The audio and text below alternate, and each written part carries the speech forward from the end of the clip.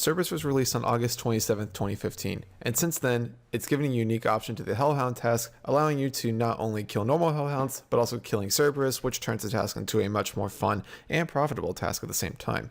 But this good boy, or yeah, you know, we say good boy, but is it a boy? Let me go check the wiki real quick.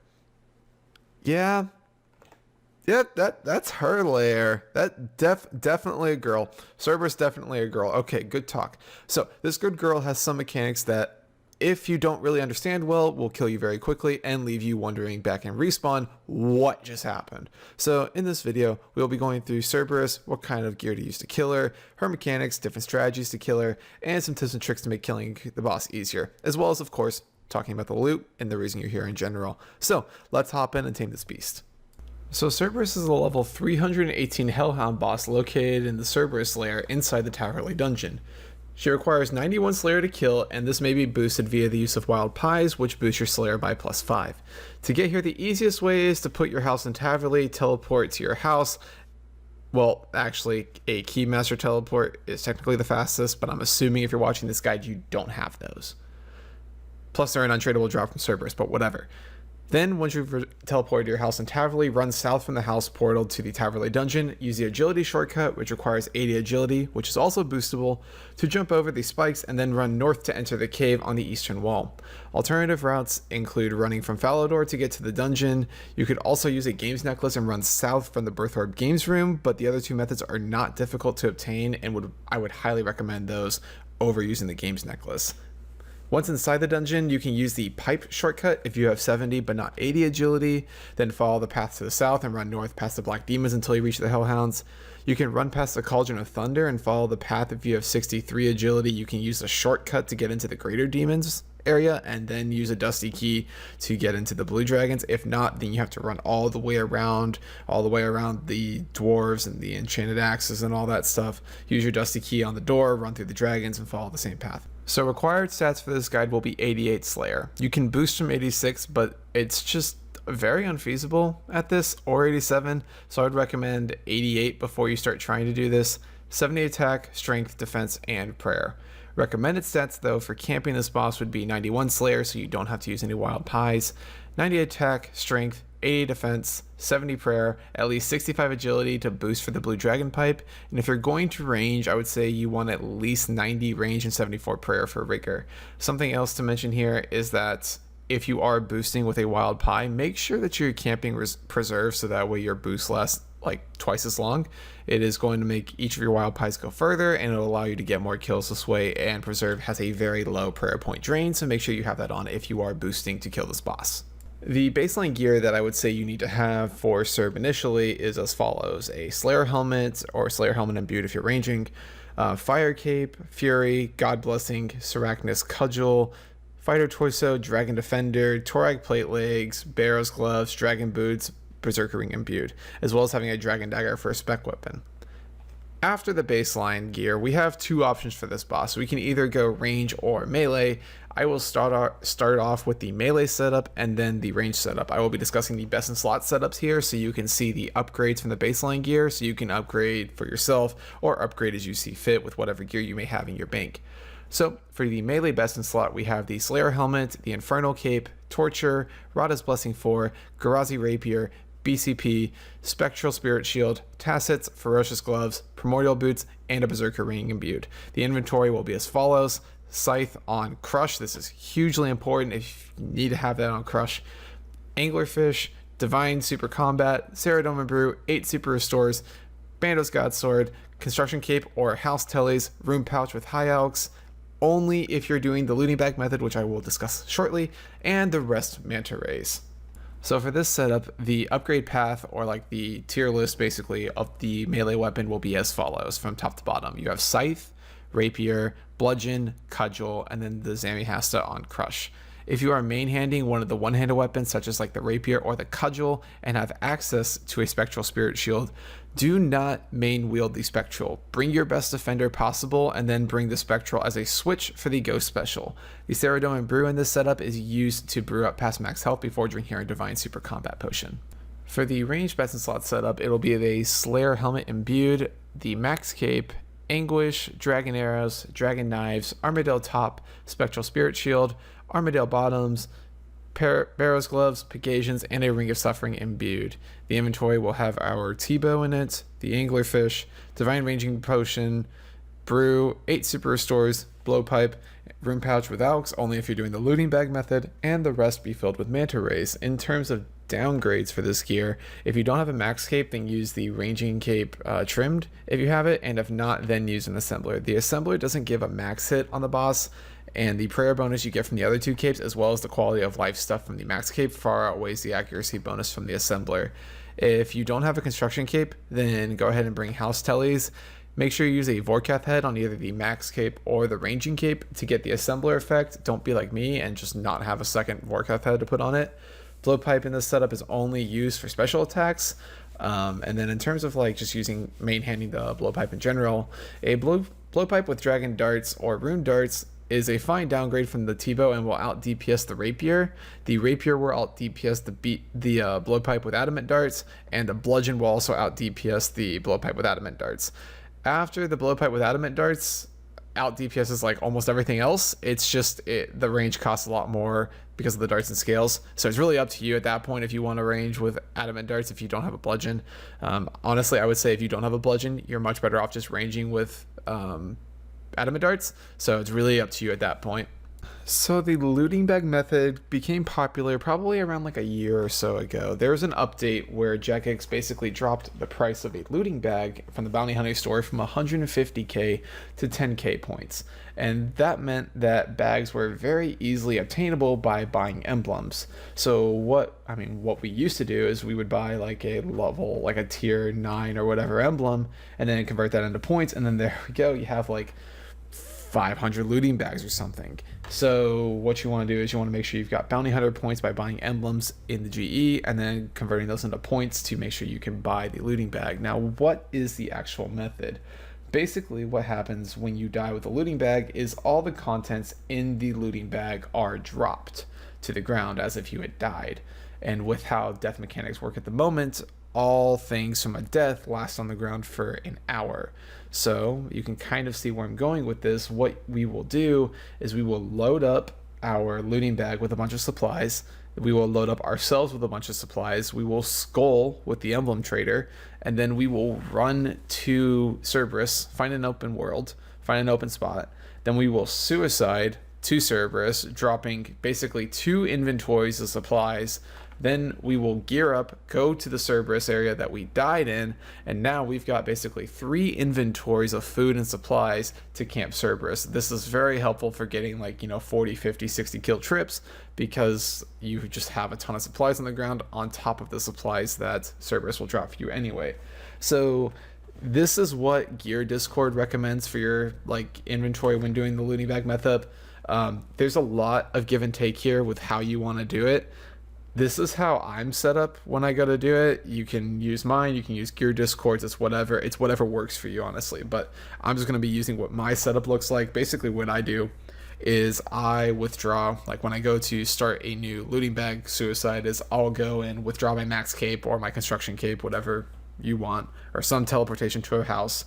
Then I will withdraw the remaining monkfish, go to the emblem trader, buy a looting bag, hop into the wilderness, put all my mana rays into the looting bag, run back to the bank. On the way back to the bank, I will talk to the emblem trader, have him skull me, so that way I drop everything.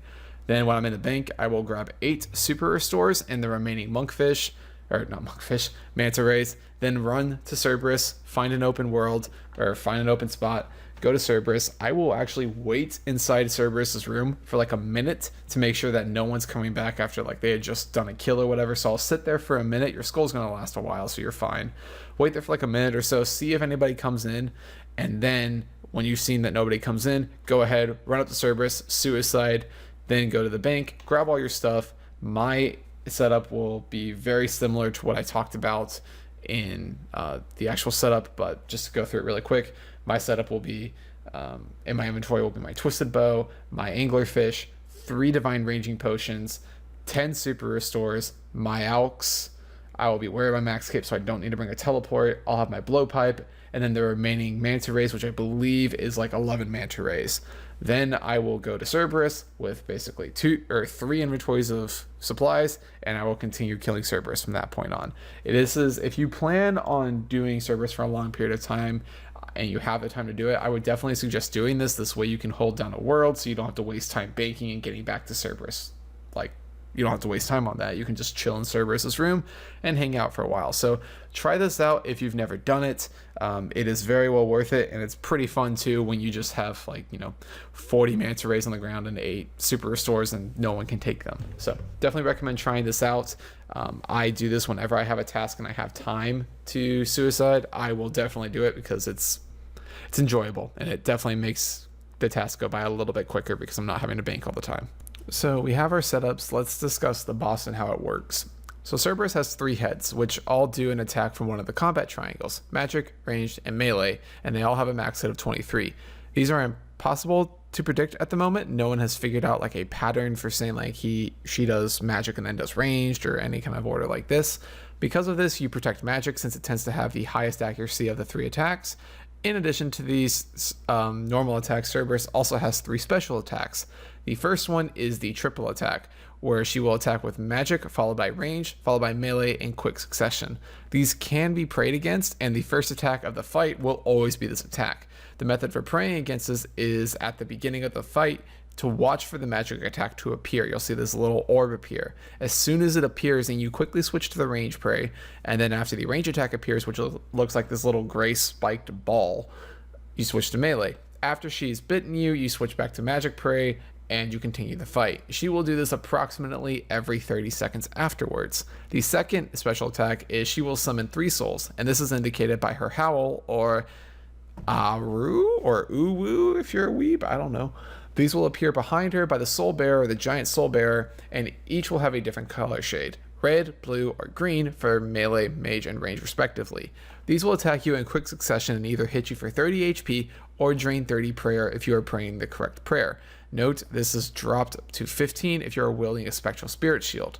The special attack will also happen approximately every 30 seconds or so after she is taken down to 400 HP or she has 2/3 of her health pool remaining. Thirdly, she will growl, summoning 3 balls of fire that will land on the ground. One of these balls will target the tile you are standing on at the time of the growl, and the other 2 of the balls are random. You will take damage if you stand on one or near one. However, standing on one will do more damage or double damage than standing next to one, so you need to make sure you clear the 1 tile area surrounding the spot on the ground to mitigate the damage. These will happen at random once she is below 200 HP or she has 1/3 of her health bar left. So now we know what to wear, how to get there, as well as how Cerberus is going to try to kill you. Now I'll show you a couple example kills and walk you through what I'm doing. Here's the setup I'm using for doing range, and here's the setup I'm doing for melee. I'd like to think that the melee setup I'm using is not too difficult to get if someone has like 88 or 90 Slayer, but if you have to downgrade or anything, or you have to make like a choice with this setup, I would definitely prioritize getting a bludgeon over like anything. The bludgeon is such a huge DPS increase over like using the cudgel. Definitely recommend getting a bludgeon for this. Significantly better. Just try to get that if you can. If you can borrow it from someone, awesome. Okay, let's walk through these kills and explain kind of what I'm doing. Alright, so starting off with the range, which is the setup I'm normal with. Found a world with nobody in it, so I'm going to go Angler Divine. Normally you would, Angler Divine, then throw on your T-bow, go ahead and cross, throw up Protect from Magic, and then Stutter. Then we'll switch. As soon as that one comes out, then we'll switch to melee, and then there we go. Attack is prevented. Switch back to magic, and we'll just hang out for a minute. Okay, so Cerberus is already down past 1/3 of her health, so we can expect Ghost to come out probably in like, I don't know, probably like 10 seconds, maybe. So we're just going to continue DPSing. So long as she doesn't get below 1/3, there's the Ghosts. So I'm going to move up so I can see them a little bit better. So you can see that it's blue first. I'm just going to click it off because I can't pay attention.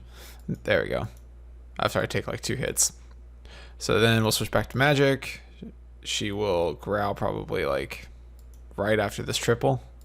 And see, I missed the range, so I just switched to melee immediately. I guess she's not going to get it off this time. Okay, cool. So she got no growl off that time, which is completely fine. Go ahead and grab that cannonball, pick up my stuff, and we'll walk through the beginning part of it again. Maybe I can actually give you guys a better example of stuff. All right, there we go. That's how you prevent the triple at the very beginning. We'll go back to magic. We probably won't. We'll probably get souls again, so which is fine. That means we're just DPSing the boss really fast, so it's fine. Yeah, we're definitely gonna get souls.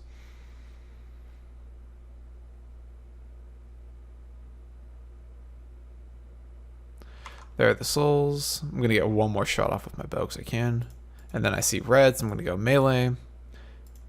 As soon as I come out, switch, come out, switch. There we go, and we're back on magic, so we're fine. There's the growl. I'm gonna move. Remember that the growl will always target the square that you're at initially. Here comes a triple attack pretty soon after the growl came out, which, like I said, she will normally growl fairly shortly after the one of her specials goes off.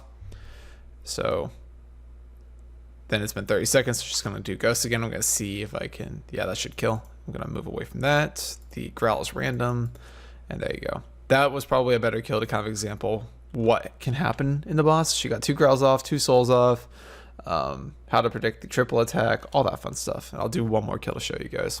Okay. Triple attack, switch, switch. There you go, prevented. Back to mage.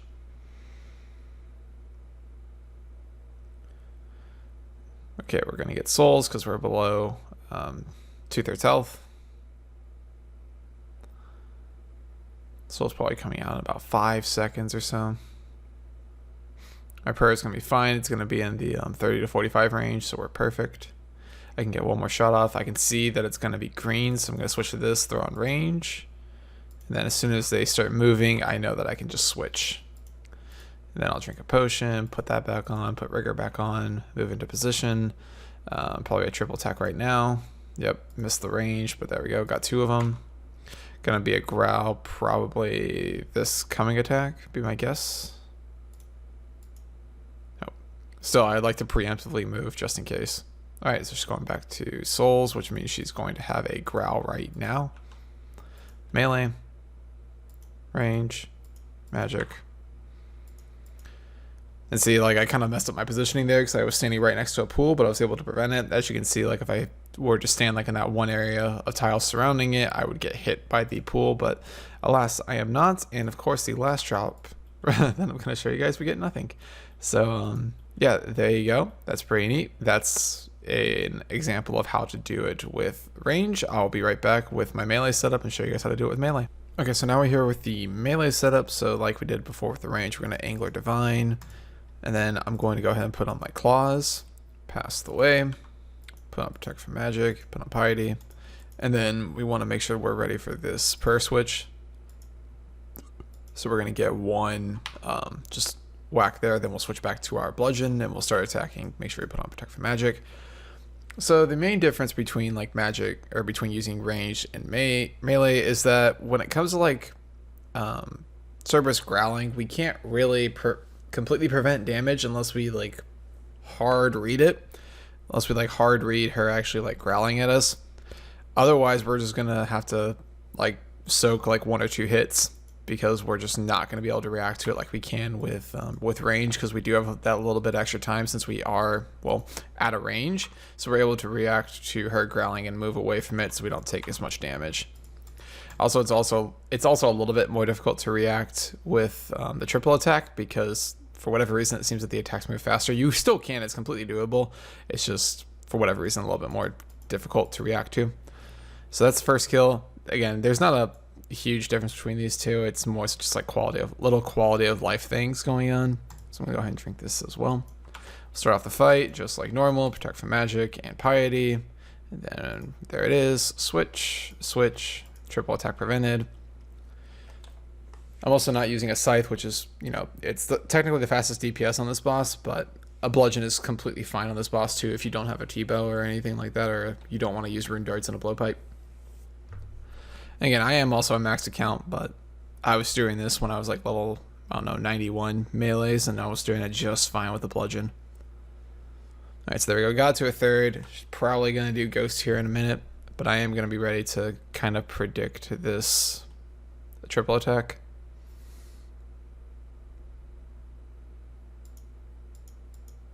Yep, there it is.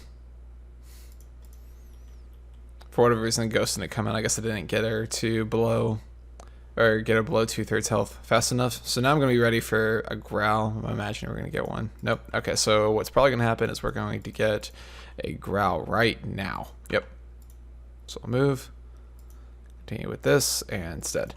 Oh, yeah, something else I should note. With the souls, if Cerberus dies, like, as the souls are being shot out, these souls will not continue to fire, which is a pretty nice quality of life thing. So if you kill her while the souls are still out, you can mitigate some of the damage, because not all of them are going to hit you.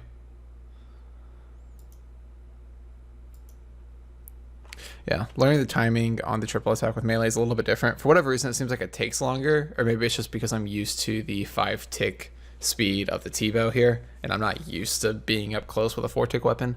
So this will be the last kill just to show you guys. I'm going to go ahead and use claws. And like I wrote on the setup, BGS is actually technically best in slot here at Cerberus, but I don't have one, so I just didn't bother with it. Claws are second best, and then a Dragon Dagger is like the bottom.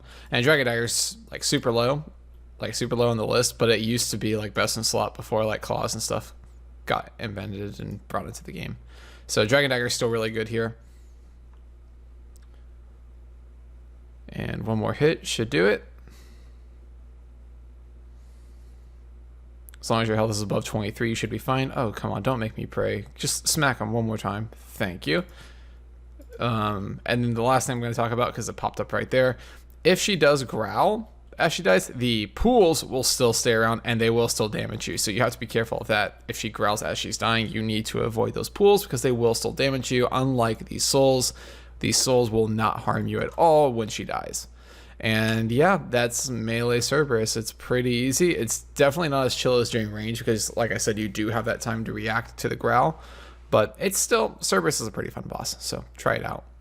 So let's discuss how to predict some of Cerberus specials. So like I said, Cerberus triple attack starts off each kill, so you can easily take 0 damage at the very beginning since this is scripted. Watch your DPS. If Cerb has not gone below 2/3 health for 30 seconds, you can actually time this if you want when you're first starting off, but you'll reach a point when you start camping this boss that you get a feeling and you don't notice the souls appearing when they should be. Whenever you see the mage attack appear, instantly switch to the range attack, and if you see the range attack appear, then switch to melee to mitigate the damage.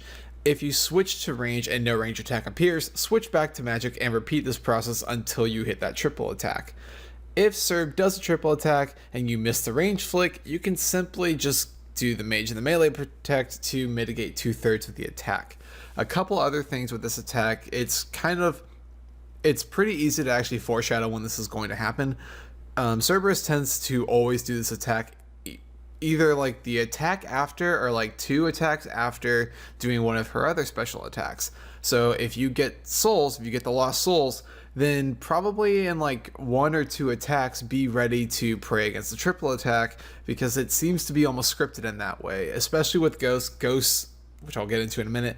Ghosts and the triple attack are both 30-second timers, so if you see one of her other special attacks go off, be ready to do the triple attack pray, because it's probably going to happen. Something else to note is that if you do get a second set of souls in the fight, usually Cerberus will be on the final third of her health when the souls come out, and Cerberus will usually growl just before the souls do their attack.